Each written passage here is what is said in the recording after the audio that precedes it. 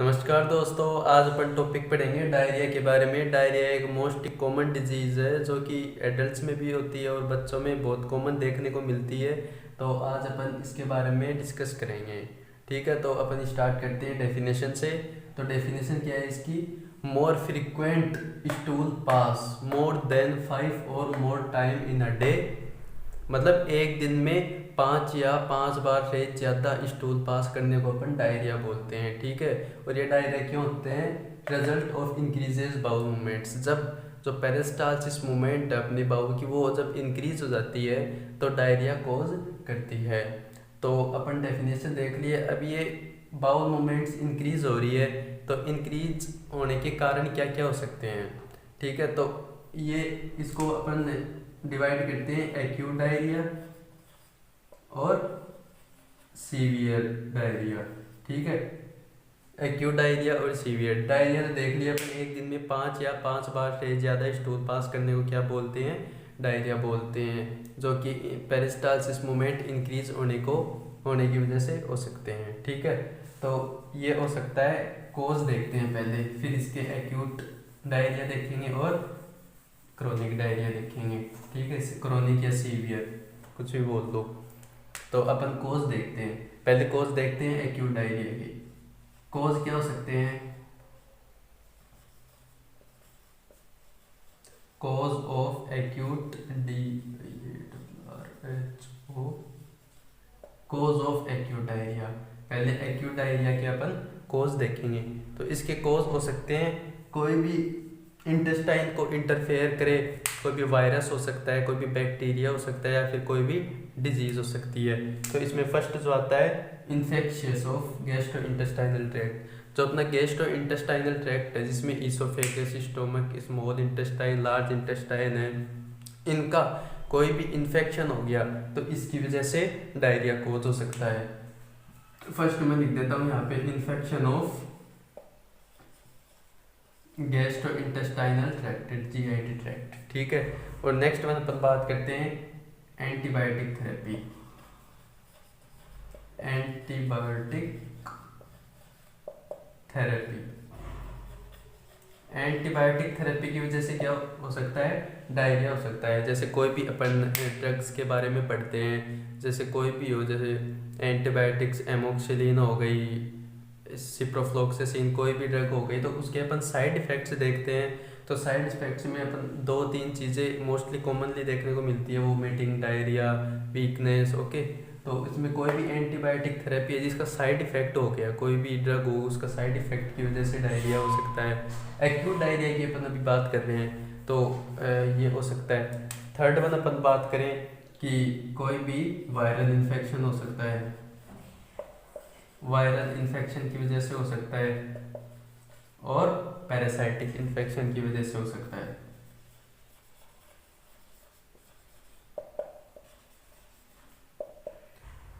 तो acute diarrhoea की अपन बात की कि कोई भी गैस्ट्रोइंटेस्टाइनल ट्रैक्ट का इन्फेक्शन हो, उसकी वजह से डायरिया हो सकता है। एंटीबायोटिक थेरेपी जिसके साइड इफेक्ट की वजह से डायरिया हो सकता है। वायरल इन्फेक्शन हो गया, कोई भी रूबेला वायरस की वजह से हो गया, तो उसकी वजह से डायरिया हो सकता है, या पैरासाइटिक इन्फेक्शन हो सकता है। अब अपन बात करते हैं क्रोनिक डायरिया। क्रोनिक डायरिया किस किस वजह से हो सकता है? कोज ऑफ क्रोनिक डायरिया देखते हैं अपन। ठीक है, तो कोज क्या हो सकते हैं क्रोनिक डायरिया के? या तो कोई माल एब्जॉर्प्शन सिंड्रोम हो। ठीक है, cause of chronic diarrhoea.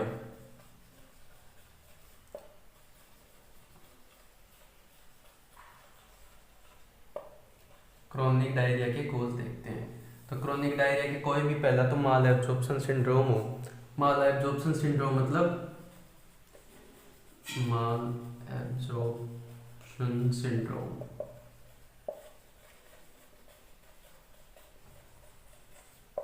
Mall absorption syndrome मतलब ऐसा फूड या फिर ऐसा कोई डाइटरी सप्लीमेंट्स जिसका एब्जॉर्प्शन नहीं हो पा रहा इंटेस्टाइन में, और वो क्या कॉज कर रही है?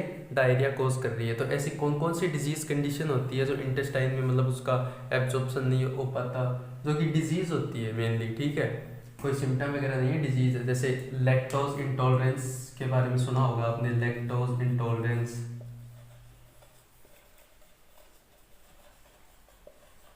लैक्टोज इंटॉलरेंस में क्या होता है, जो लैक्टेज जो एंजाइम होता है, जो मिल्क में जो बच्चों में ज़्यादा देखने को मिलती है ये डिजीज कंडीशन लैक्टोज इंटॉलरेंस।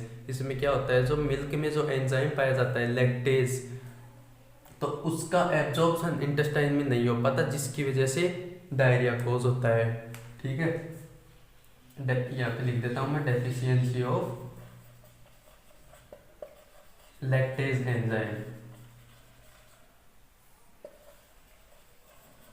दूसरी कोई डिजीज कंडीशन बताओ जिसकी वजह से ये माल एब्जॉर्प्शन सिंड्रोम हो सकता है। एक फिनाइल एलेनिन, एक एलेनिन जो प्रोटीन होता है, ठीक है, जो मेनली वेट्स जैसे गेहूं वगैरह हो गई, राई वगैरह हो गए, ठीक है, इनमें पाया जाता है। तो एलेनिन प्रोटीन,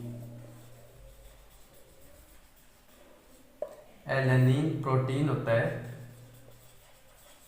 इसका एब्जॉर्प्शन इंटेस्टाइन में नहीं हो पाता है, जिसकी वजह से डायरिया कोज होता है। ठीक है, एलेनिन प्रोटीन का डाइजेशन एब्जॉर्प्शन नहीं हो पाता है। इस डिजीज कंडीशन को क्या बोलते हैं, फिनाइल एलेनिन, ये डिजीज कंडीशन होती है फिनाइल एलेनिन कंजेनाइटल एबनॉर्मलिटी है, जिसमें एलेनिन का प्रोटीन का एब्जॉर्प्शन नहीं हो पाता है। ठीक है, ऐसी बहुत सारी डिजीज कंडीशन है जिसकी वजह से क्रोनिक डायरिया हो सकता है। नेक्स्ट अपन बात करते हैं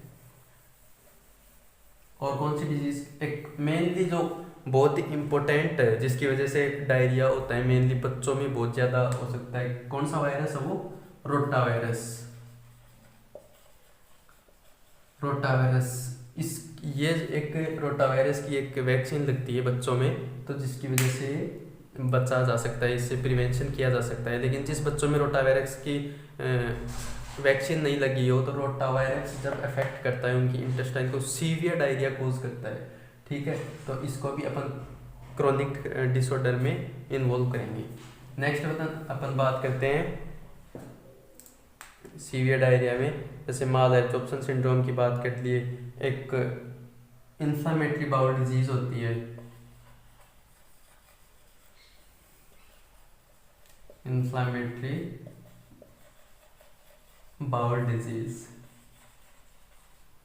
इन्फ्लामेटरी बाउल डिजीज होती है जिसमें क्या है, जो अपनी जो स्मॉल इंटेस्टाइन लार्ज इंटेस्टाइन दोनों का क्या है, इन्फ्लामेशन हो जाता है सीवियर, जिसकी वजह से क्रोनिक डायरिया हो सकता है मोर देन मंथ्स और मे बी ईयर्स के लिए डायरिया कॉज हो सकता है इन्फ्लामेटरी, जब तक ये डिजीज कंडीशन क्योर नहीं हो पाती। अब यहाँ पे अपन कोज देख लिए एक्यूट डायरिया के और क्रोनिक डायरिया के। अब अपन बात करते हैं रोटा वायरस एक के बारे में। बताई दिया, रोटा वायरस बहुत ही सीवियर डिजीज कंडीशन होती है। इसमें वायरस क्या है, गैस्ट्रो इंटेस्टाइनल ट्रैक्ट है उसको अफेक्ट करता है, जिसकी वजह से क्रोनिक डायरिया करवाता है बच्चों में। ठीक है, अब अपन असेसमेंट की बात करते हैं कि भाई डायरिया हो गया, कोई भी एडल्ट हो या कोई भी चाइल्ड हो, तो उसके डायरिया हो गया, तो जिसके डायरिया हो गया उसमें असेसमेंट क्या देखने को मिलेगा। सबसे पहले बता दूं, डायरिया का जो मोस्ट कॉमन, मतलब बहुत मोस्ट कॉमन जो चीज़ अपन इसमें नोटिस करेंगे, वो नोटिस करेंगे, क्या चीज़ नोटिस करेंगे, electrolyte imbalance.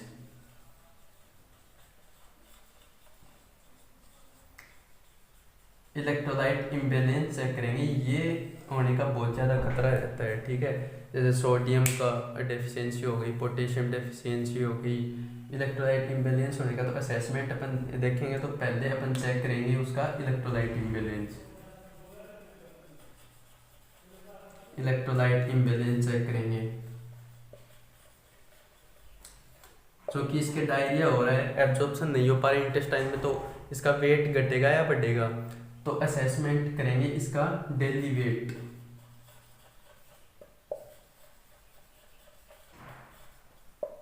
Daily wait assess करेंगे। ठीक है, और नेक्स्ट वन अपन बात करते हैं इसकी, क्या करेंगे, मॉनिटर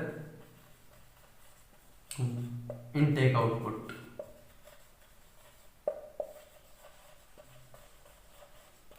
इनटेक आउटपुट मॉनिटर करेंगे पेशेंट का, जिसमें इनटेक आउटपुट इसमें अपने को इम्बैलेंस मिलेगा। नॉर्मली इनटेक आउटपुट अपन बात कर लेते हैं यूरिन की, तो नॉर्मली क्या होता है,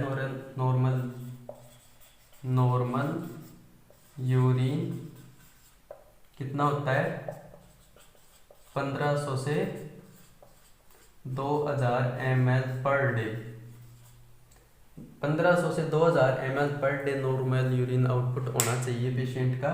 अगर ये इम्बेलेंस मिलता है, डायरिया में इम्बेलेंस मिल सकता है, ठीक है, तो इसको अपन क्योर करेंगे। नेक्स्ट अपन बात करते हैं स्किन टर्गर की।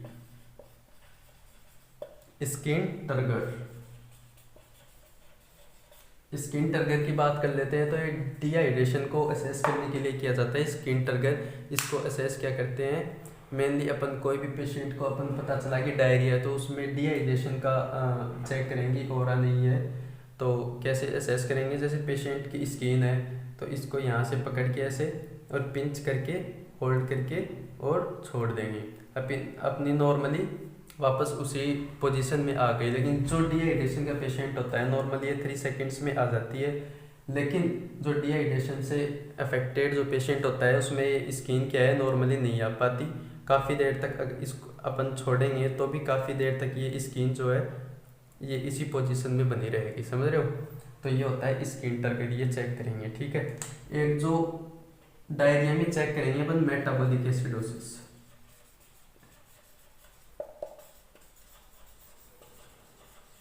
मेटाबॉलिक एसिडोसिस चेक करेंगे। मेटाबॉलिक एसिडोसिस मतलब अपने बॉडी में 2 आयंस होते हैं जो रेगुलेट करते हैं अपने बॉडी की पीएच। कौन कौन से, बाइकार्बोनेट आयन HCO3- और नेक्स्ट वन होता है H+ आयंस, क्योंकि ये जो होता है मेनली एल्कलाइन नेचर का होता है और ये एसिडिक नेचर का होता है। ये एल्कलाइन, तो ये दोनों मिलके अपनी बॉडी को नॉर्मल रेगुलेट करते हैं पीएच, ठीक है।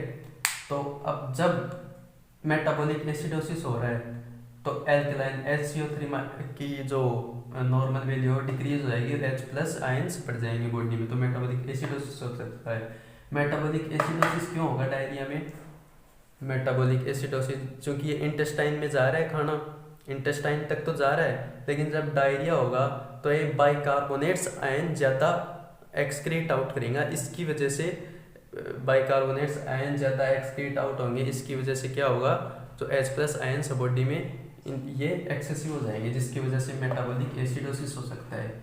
ये जो 3-4 चीज़ें अपन असेस करेंगे डायरिया के पेशेंट में। अब असेसमेंट तो हो गया, ठीक है। अब अपन बात कर लेते हैं इंटरवेंशन की, कि अपने को क्या करना चाहिए क्या नहीं करना चाहिए डायरिया वाले पेशेंट में।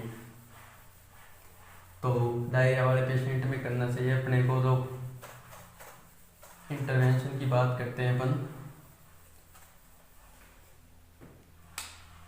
देख लेते हैं इंटरवेंशन। नर्सिंग इंटरवेंशन देख लेते हैं अपन। तो नर्सिंग इंटरवेंशन में सबसे पहले अपन देखेंगे इसका मॉनिटर इनटेक आउटपुट जो है वो चेक करेंगे, ठीक है। इनटेक मॉनिटर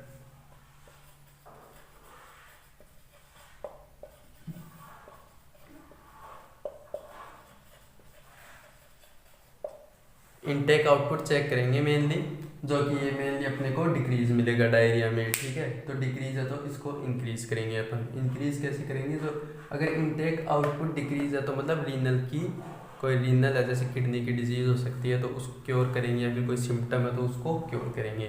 दूसरी बात अपन कर लेते हैं, जैसे डायरिया हो रहा है, स्टूल पास आउट हो रहा है, तो कैरेक्टरिस्टिक्स एंड फ्रीक्वेंसी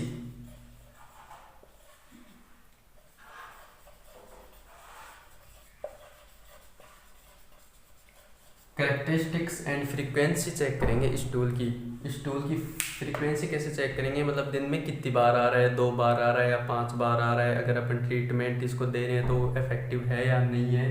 तो अपन कैरेक्टरिस्टिक्स, फ्रीक्वेंसी तो चेक कर लिए कितनी बार आ रहा है, कैरेक्टरिस्टिक्स चेक करेंगे स्टूल का, कि मतलब कौन सा स्टूल आ रहा है। जैसे अलग अलग डिजीज कंडीशन है, जैसे राइस वाटर स्टूल पाया जाता है, राइस वाटर स्टूल, ये भी डायरिया है। तो ये क्या क्लासिकल साइंस है। राइस वाटर स्टूल कौन सी डिजीज कंडीशन में पाया जाता है, कोलेरा में राइस वाटर स्टूल पाया जाता है। और भी से बहुत सी डिजीज कंडीशन, जैसे एगेंग्लियोनिक मेगाकोलोन अपन पढ़े थे, उसमें कौन सा पाया जाएगा, जेली लाइक स्टूल पाया जाता है।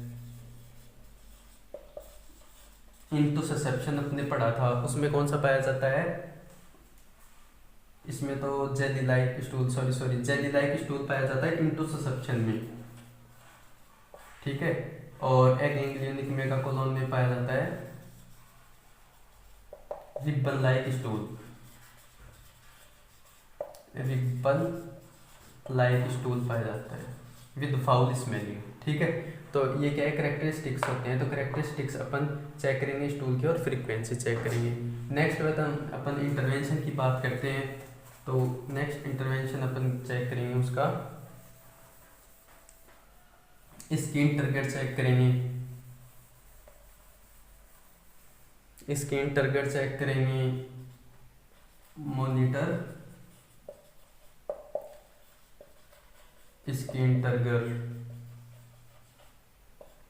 टारगेट चेक करना आपने देखा था आप पहले। और क्या चेक करेंगे, इसका इनटेक आउटपुट चेक कर ही लिया। Sign of monitor, signs of dehydration, sign of dehydration check करेंगे। साइन जैसे देखा था आपने कि स्किन टारगेट चेक करेंगे साइन ऑफ डिहाइड्रेशन में। नेक्स्ट वन अपन क्या चेक करेंगे, इसकी ड्राई म्यूकस मेम्ब्रेन मिलेगी। जो डेली वेट जो है उसका पेशेंट का वेट गेन है वो डिक्रीज होगा, ठीक है, डिहाइड्रेशन में। और भी डिजीज कंडीशन है, जैसे जो अपनी स्किन की जो लेयर्स है वो ड्राई सूखी सूखी मिलेगी, तो ये डिहाइड्रेशन के साइन होते हैं, ठीक है। नेक्स्ट अपन इसमें क्या चेक करेंगे, इलेक्ट्रोलाइट इम्बैलेंस चेक करेंगे। इलेक्ट्रोलाइट इम्बैलेंस चेक करेंगे। इलेक्ट्रोलाइट इम्बैलेंस में मेनली सोडियम चेक करेंगे और पोटेशियम चेक करेंगे, ठीक है। तो नॉर्मल सोडियम वैल्यू अपन देखें तो नॉर्मल सोडियम वैल्यू कितनी होती है, 135 to 145 milliequivalent per litre. अगर इससे सोडियम लेवल कम मिल रहा है तो इलेक्ट्रोलाइट इम्बैलेंस है। अगर पोटेशियम की अपन लेवल देखना चाहिए, पोटेशियम का लेवल, तो नॉर्मल पोटेशियम लेवल कितना होता है, नॉर्मल पोटेशियम लेवल शायद अभी मेरे को याद नहीं है नॉर्मल पोटेशियम लेवल, लेकिन मैं क्लास के एंड तक मैं बता दूंगा, ठीक है। इलेक्ट्रोलाइट, अब यहाँ तक अपन बात कर ली। यहाँ तक किसी को अगर कोई प्रॉब्लम है तो कमेंट बॉक्स में कमेंट कर दे, मैं बता दूंगा, ठीक है। अब बात कर लेते हैं इसके इंटरवेंशन में। तो अगर माइल्ड टू मॉडरेट,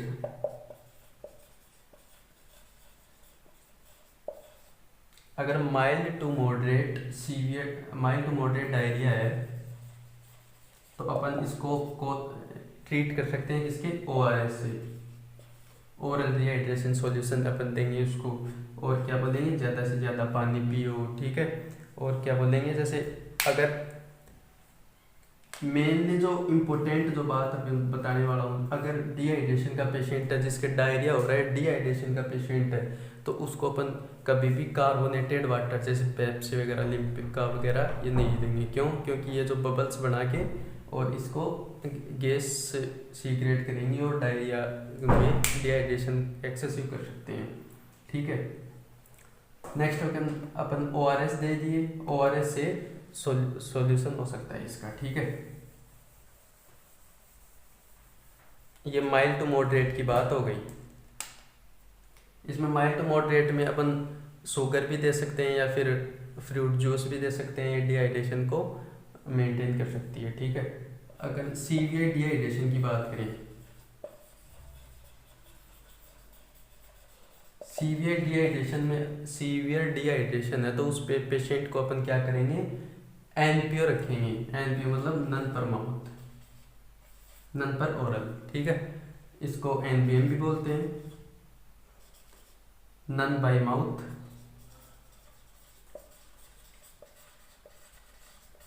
और इसको बोलते हैं नन बाय ओरल, ठीक है। नन बाय ओरल या नन बाय माउथ रखेंगे, मतलब उसको माउथ से कुछ भी नहीं देंगे।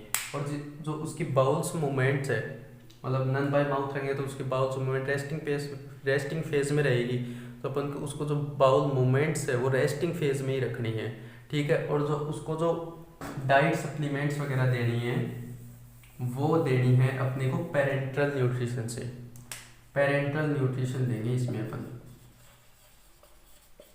पेरेंटल न्यूट्रिशन देंगे जिसमें high calorie high protein diet देंगे, हाई कैलोरी और high protein, high calorie high protein diet देंगे ताकि जो चाइल्ड या पेशेंट कोई भी है उसमें इम्बैलेंस नहीं हो बॉडी में। ठीक है, तो इसमें अपन बात कर लेते हैं पेरेंटल न्यूट्रिशन क्या होता है। जो आईवी फ्लूइड्स से पेशेंट को नन बाई माउथ तो रखना ही है, तो उसको डाइट देंगे अपन पेरेंटल न्यूट्रिशन से, आईवी एडमिनिस्ट्रेशन करके। आपने कभी हॉस्पिटल में देखा होगा कि किसी के वाइट कलर की जो एनएस अपन नॉर्मली चढ़ाते हैं, तो वाइट कलर का बैग इन्फ्यूज़ होता रहता है आईवी एडमिनिस्ट्रेशन में, तो उसको क्या बोलते हैं, पेरेंटल न्यूट्रिशन बोलते हैं। ठीक है, अब अपन पेरेंटल न्यूट्रिशन देंगे तो और उसको आईवी एडमिनिस्ट्रेड सॉल्यूशन भी चलता रहेगा, जैसे नॉर्मल सलाइन भी चलता रहेगा ताकि डिहाइड्रेशन नहीं हो पाए। ठीक है, अब इसमें अपन ध्यान रखेंगे एनएस देने से पहले या फिर आईवी जो पेरेंटल न्यूट्रिशन देना है उससे पहले अपन उसका इनटेक आउटपुट चेक करेंगे, वो नॉर्मल होना चाहिए।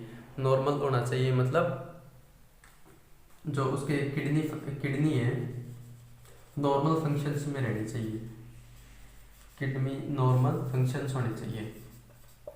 अगर इसमें इलेक्ट्रोलाइट इम्बैलेंस भी हो रहा है, इलेक्ट्रोलाइट इम्बैलेंस, तो अगर सीवियर इलेक्ट्रोलाइट इम्बैलेंस हो गया तो अपन इसमें पोटेशियम एडमिनिस्ट्रेशन करेंगे, पोटेशियम एडमिनिस्ट्रेशन करेंगे। ठीक है, पोटेशियम एडमिनिस्ट्रेशन करने से पहले नॉर्मल पोटेशियम लेवल आपको बताया नहीं, भी बता देता हूँ मैं, 3.5 to 4.5 milliequivalent per litre होता है। 3.5 to 4.5 milliequivalent per litre normal potassium level होता है। ठीक है, तो अपन पोटेशियम एडमिनिस्ट्रेशन करेंगे तो उसमें अपने को चेक करना है कि क्या हो, रीनल फंक्शंस नॉर्मल हो, जो बच्चा है जो या फिर एडल्ट है नॉर्मली अपना यूरिन आउटपुट नॉर्मल रख पाए और जो यूरिन पास आउट है नॉर्मली कर रहा हो। अगर नॉर्मल नहीं है ये फंक्शन, रीनल फंक्शन नॉर्मल नहीं है, फिर यूरिन आउटपुट नॉर्मली नहीं कर पा रहा, तो अपन उसमें पोटेशियम ट्रांसफ्यूज़न नहीं करेंगे तब तक उसके जो रीनल फंक्शंस है वो नॉर्मल नहीं आ जाए। ठीक है, अपन इसमें असेसमेंट देख लिए, डेफिनेशन देख लिए, पहले तो असेसमेंट देख लिए, पॉजिटिव एजेंट्स देख लिए और इंटरवेंशन देख लिए। इंटरवेंशन नॉर्मली नर्सिंग इंटरवेंशन देखिए। अगर मेडिकल मैनेजमेंट अपन इसकी देखने चाहिए, मेडिकल मैनेजमेंट में अपन लोपेरामाइड देंगे, loperamide anti diarrhoeal drug, anti diarrhoeal drug देंगे, कौन सी, लोपेरामाइड। ठीक है, तो ये आज की अपनी क्लास थी, थैंक यू।